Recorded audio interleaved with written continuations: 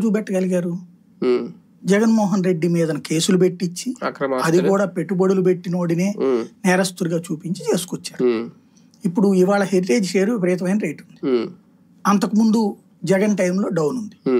ఇప్పుడు అకస్మాత్తుగా ఎందుకు పెరిగింది?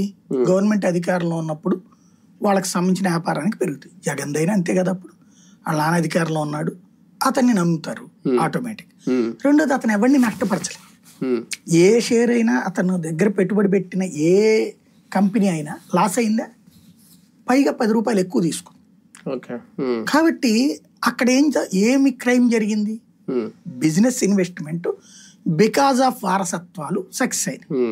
ఇక్కడ హెరిటేజ్ అయినా అక్కడ అతను. కానీ దాన్ని ఎటుకు తీసుకెళ్లారు? దొంగ దుర్మార్గుడు అనేటువంటి.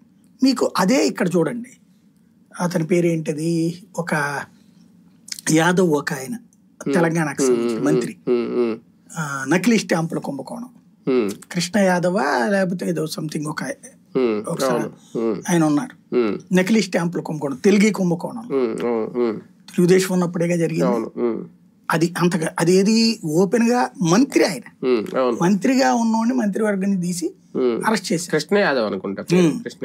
అదే అది అప్పుడు అది పెద్ద కుంభకోణమే కదా, దేశవ్యాప్త కుంభకోణం. దాంట్లో ఇక్కడ మంత్రే ఇన్వాల్వ్మెంట్.